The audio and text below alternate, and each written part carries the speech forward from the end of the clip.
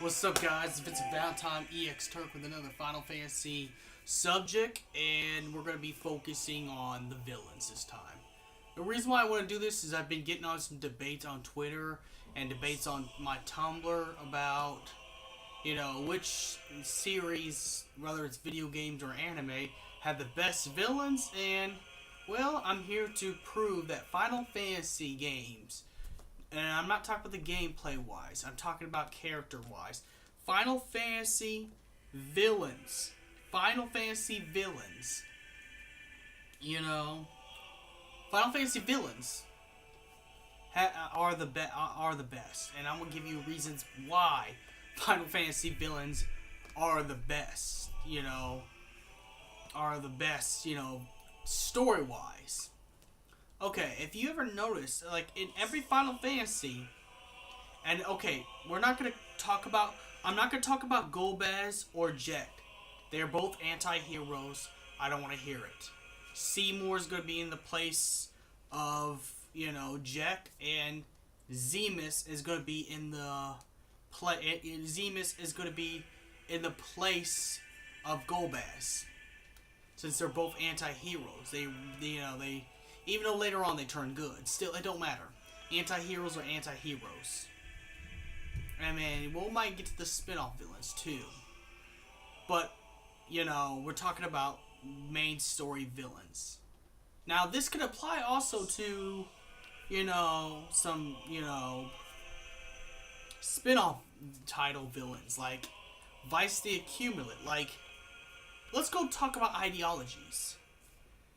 I like the villains in Final Fantasy the best because Final Fantasy, not better than the heroes, but I like their villains better than most other video game franchises. The reason why that is Final Fantasy villains, they hold on to their ideologies.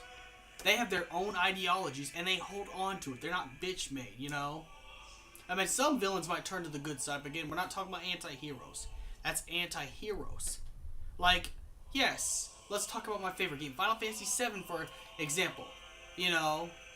Even though Sephiroth got defeated twice with the group of Avalanche, in both forms, in Bizarro form and Safer form, at the end of Final Fantasy VII, Sephiroth knew he was going to die. He knew that he was going to die. That's why he put all his all in the Masamune swing, hoping to kill Cloud. But Cloud was stronger. He knew that he was going to die. He didn't punk out and beg for mercy. He went out like a man. Most people think that Sephiroth's bitch made because, the whole mama's boy thing. No, that don't make him bitch made. What makes, that's not, we want to call him a bitch made villain. Sephiroth knew he was going to die. He never changed his ideology. And then after he died, 3 years later, Avid Children, where his mind was swimming in the life stream, he came back to do the same fuck shit he did in Final Fantasy VII. He came back to try and summon Meteor, and that's why the sky got dark in Avid Children. He went back to start doing that again in Avid Children, even though he used one of the Sephiroth remnants, the pieces that made Sephiroth, or what I call Kadash is teenage Sephiroth. He used teenage Sephiroth so he can go back and start over on his plan to summon Meteor, and fly with the dust and craters of the planet, just like his mother, Genova, did. Yes, a little bit he was spoon-fed a little bit, but Sephiroth still made it on his own. See, Genova just wanted her pieces back. She just wanted to have her pieces back so she could go back to space, so she can go back. And you know what? Shenra and the soldiers wouldn't give back her pieces, so of course she had to do what she could. Sephiroth, on the other hand, wanted to fly in the cosmos after blowing up the planet. Because at this point, Sephiroth has godlike abilities. So he could probably breathe in space now. And, even as a parasite known as the Remnants. But the point is, both times Sephiroth got defeated. He didn't care. He's like, at the end of Average Children, Sephiroth was like, I'll never be a memory. You know what that means? He was being, he was being all smug because it's like, he don't care. He's like, he's gonna find some way. Sephiroth knows he's gonna find some way to come back and fuck shit up. He knows. He knows that even if Cloud defeats him now, it's not. Play Kingdom Hearts too, because I mean, as Kingdom Hearts as well, because he does the same thing in Kingdom Hearts. He's like, oh well, you defeated me. Oh shit. Well, I'm gonna come back and fuck shit up. You know, it didn't matter. But the fact is, the villains in Final Fantasy hold their ideology at the end. They don't change. They die by their own ideology. Now, is it good ideology? No. Destroying the world is never good. You know. Yes, even Kefka destroyed the world, but at least Kefka, even though Kefka has no love or compassion, all he thinks about is destruction, and Kefka blew up the world, you know, Kefka still held on to his ideology. You know, he still held on to his ideology. He didn't punk out and bitch out like, I don't want to do this anymore. I mean, no offense, but the only problem I have was, you know, certain big anime series villains. I'm not going to start some controversy or flame war on here, but the problem with their villains is that they change at the end. And then it's like, I don't want to do this shit no more. It's like, no. I like what Square Enix does. When they hype a villain up, that person stays like this. Unless they're an anti-hero. You know. Unless they're an anti-hero. But they established that in the beginning of the game. Just like when Auron told Titus that Sin is Jacked. You know, Sin was going to destroy all the other people, but Sin was going to leave Titus alive. Meaning that Jack still cared for his son, even being possessed by Sin. So he's still an anti-hero as far as I'm concerned. You know.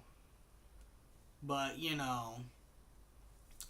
But that's only anti-heroes. The villains never change their ideology. You know, they never, even though they're going to lose.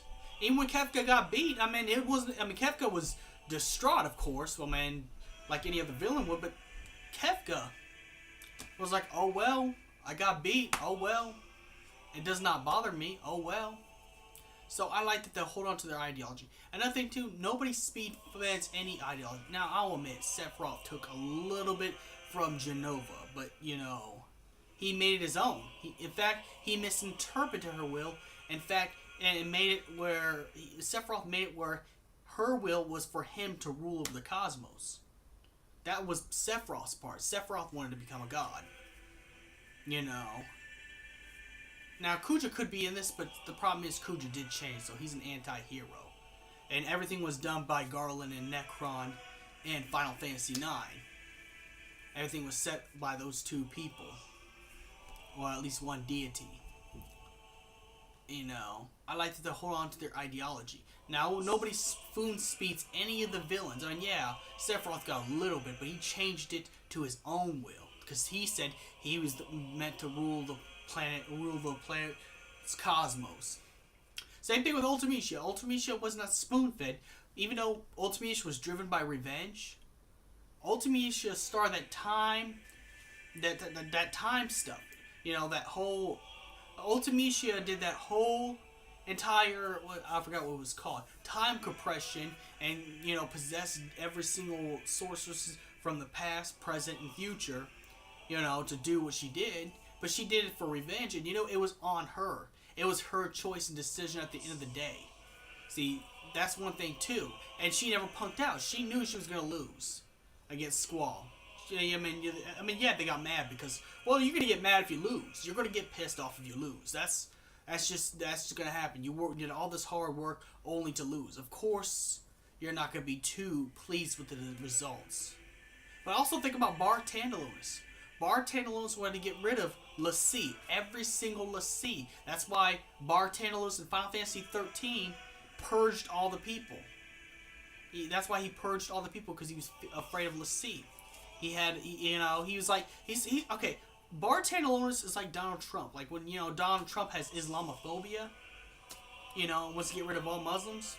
Bar Tantalus in Final Fantasy 13 wanted to get rid of l'Cie. So even he extinguished and, you know, purged his own people, his own citizens. And that's, you know, but nonetheless, what makes all those villains, and Vice the Cumulative, even after being controlled by Hojo, even even when Hojo lost his control, because Nero fused with Vice. Vice still wanted to blow up the planet, become one with Omega, and still continue the plan he was originally. In fact, it was actually Vice's plan. Hojo only hijacked it because, well, Hojo, because somehow Hojo knew Vincent was alive. He knew. He knew. Because Azul reported it, and, Hojo was in control a little bit. But then after that, Vice still wanted to have the planet destroyed and become Omega. But the point is, they held on to their ideologies. And there's more to every Final Fantasy villain than to what they've done. They all have excuses. I'm not saying they're all justified. Now, Sephiroth, going back to Sephiroth, because he's still my favorite of all the Final Fantasy villains.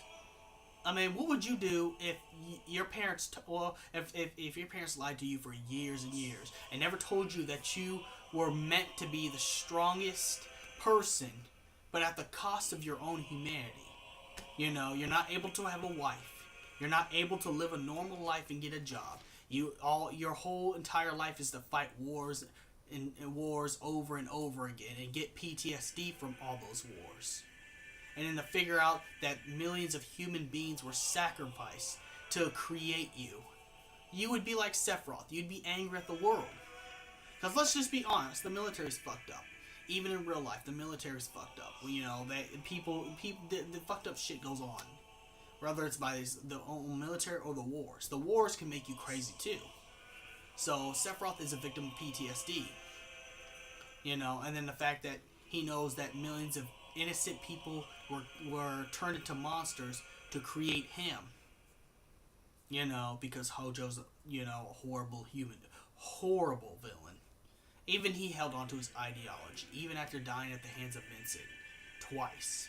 But the point is, whether you on the villain's side or you sympathize or not, it doesn't really matter. What really matters is that they held on to their ideology in the end. And that none of them were spoon-fed. Like I said, only a little bit, but it was changed to their own will. Everyone did everything on their own will. The problem I have with, Naruto villains is they're so spoon-fed.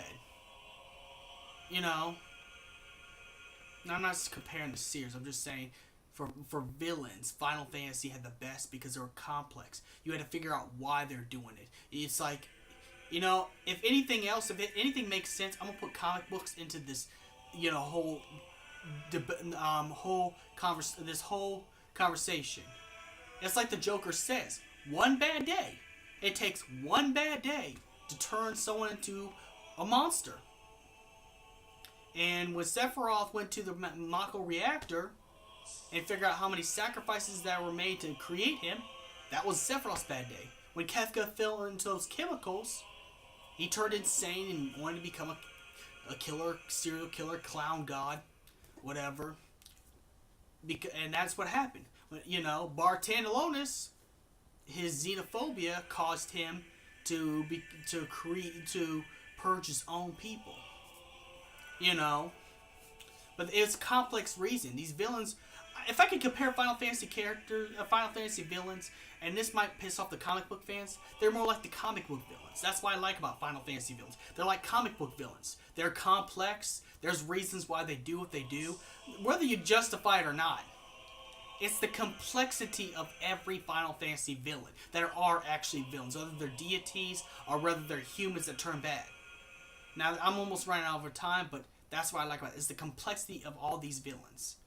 And I have to end this video really soon because I'm over time. So may the crystal be with you. And have a good night.